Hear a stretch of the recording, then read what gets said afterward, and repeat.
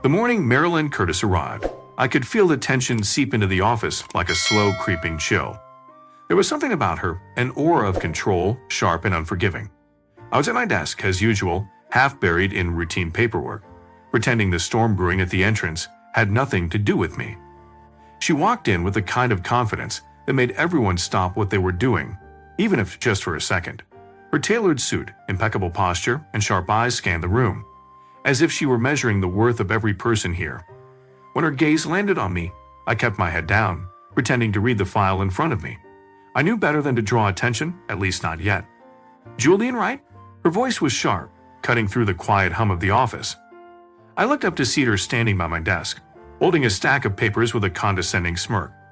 "Yes, ma'am," I replied, forcing a polite smile. "Good. I need you to handle these."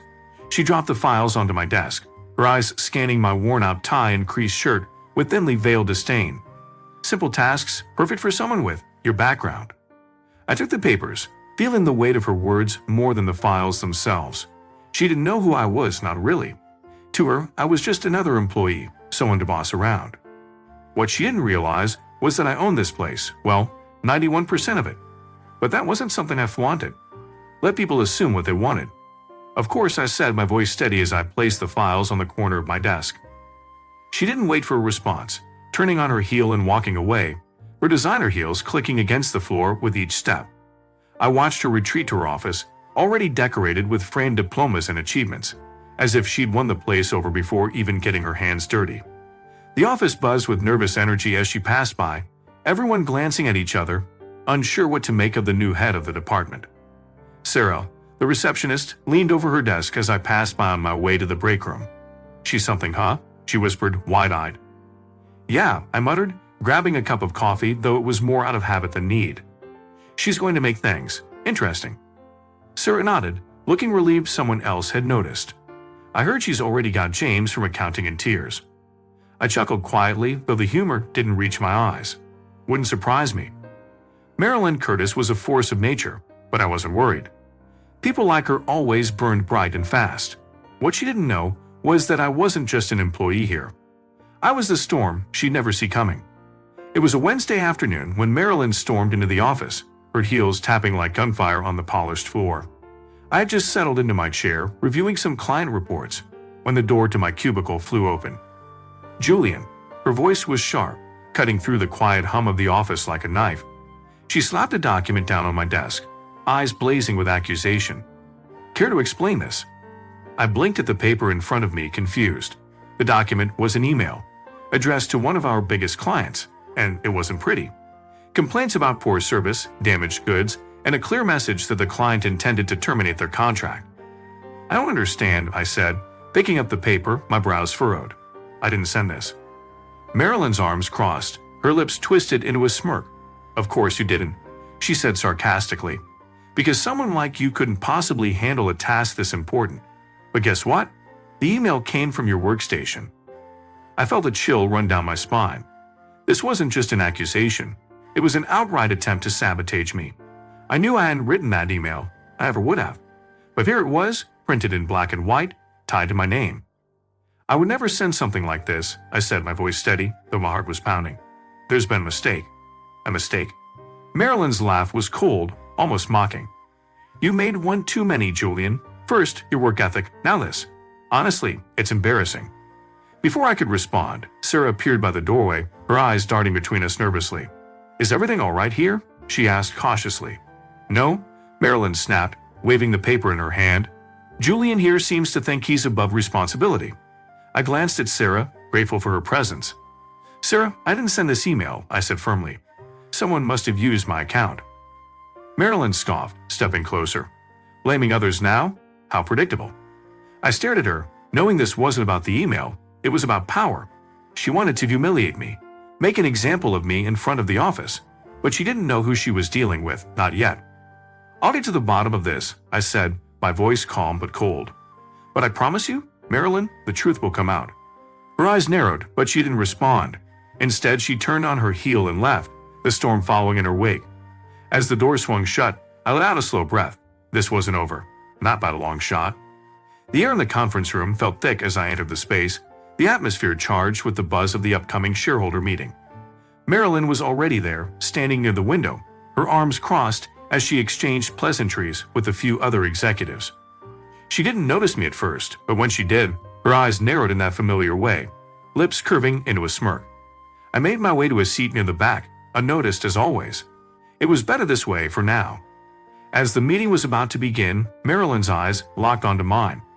Her expression was one of incredulity, as if she couldn't fathom why someone like me would even be here. She marched over, her heels echoing loudly in the now silent room. "What do you think you're doing here, Julian?" she hissed under her breath. "This meeting is for senior management and shareholders, not lowly employees." I looked up at her, keeping my voice steady. I was invited.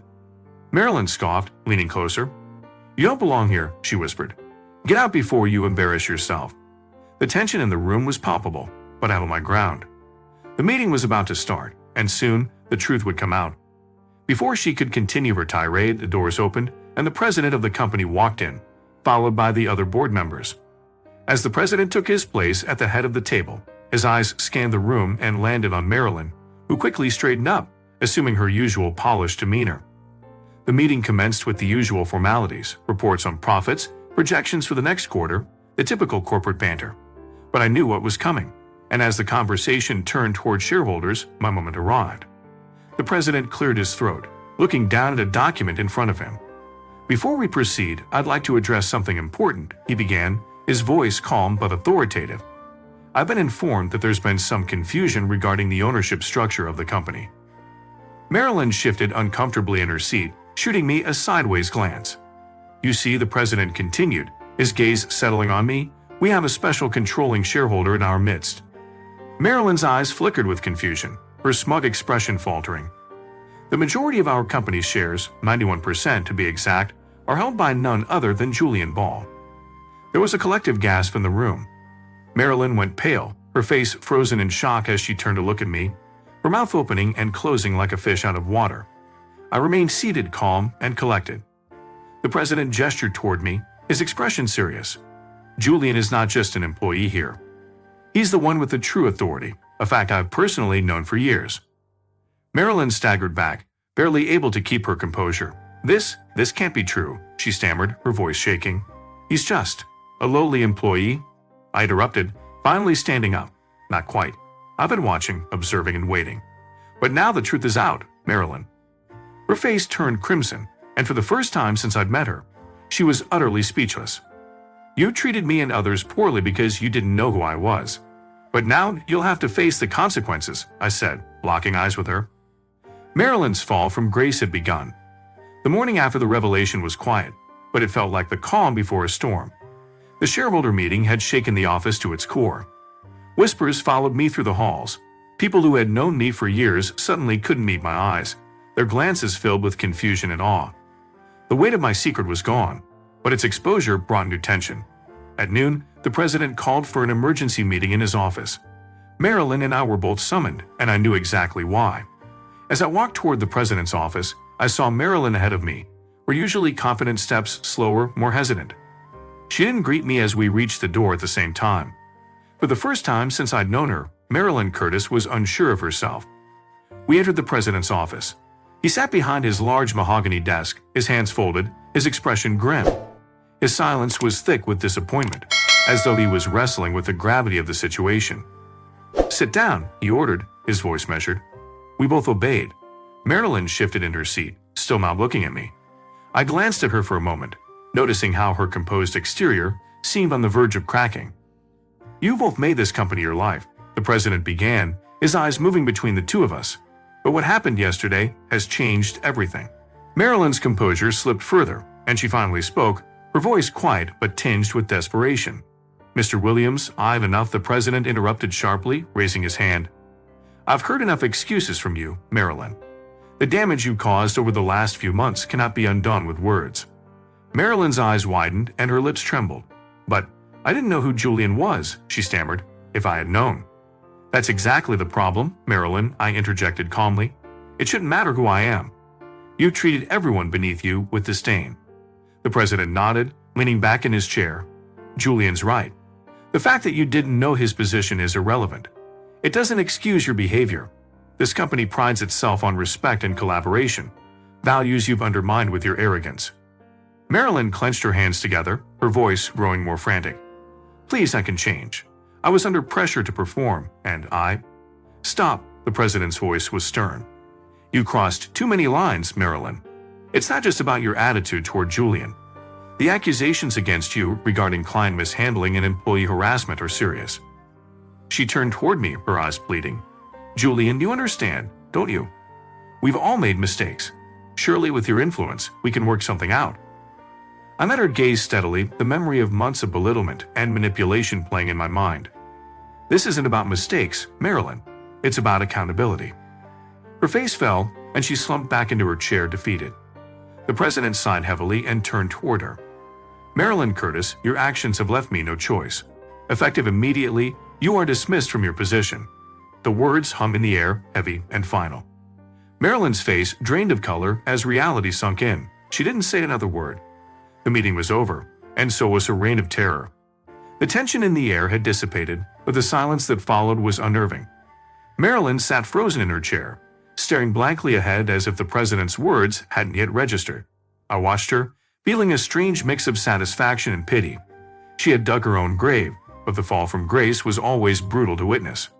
The president stood, signaling the end of the meeting. "You have until the end of the day to gather your things, Marilyn. Security will escort you out." Marilyn finally blinked, her hands trembling, as she gripped the armrests of her chair. "This can't be happening," she muttered under her breath. Her voice was barely a whisper, like she was speaking more to herself than anyone in the room. She turned toward me, desperation flashing in her eyes. "Julian, please," she begged, her voice cracking. "You know I didn't mean for things to go this far. I was trying to prove myself. I was under pressure to perform. You can understand that, can't you?" I held her gaze for a moment, considering her words. Months ago, I might have believed her, might have sympathized with her struggle. But now the damage was too deep. "I understand pressure," I replied evenly, "but I don't understand cruelty." Her face fell, and for the first time, she had no sharp retort, no defense, just silence. The president cleared his throat, standing up from behind his desk. "That's enough," he said firmly, glancing between us. "Marilyn, you made your choices, and now you must face the consequences. There's nothing more to say." Marilyn looked like she might protest, but the president's expression left no room for argument. She stood shakily, her hands still trembling, and nodded once. "Fine," she whispered, her voice barely audible. "I'll leave." As she turned to leave, the door creaked open. The sound echoed in the room, a fitting punctuation to the moment. Marilyn hesitated at the threshold, then glanced over her shoulder at me one last time. The arrogance that had once defined her was gone, replaced by something more fragile, something broken.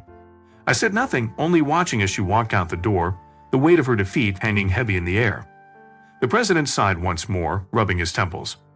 "I never thought it would come to this," he admitted quietly, "but it had to be done." I nodded in agreement. It was overdue. He glanced at me with a weary smile. "Julian, you handled this situation with more grace than most would have. I'm proud of you." I didn't respond immediately, unsure how to process everything that had just happened. "Thank you," I finally said. "But it's time to move forward now. For everyone." The president nodded, his expression softening. "Indeed. And with you in the position you're in, I'm confident the company will thrive." As I walked out of his office, I couldn't help but feel a strange sense of closure. Marilyn was gone, and with her, the dark cloud that had hung over the office for so long. The fall had been inevitable, and now the company could finally breathe again.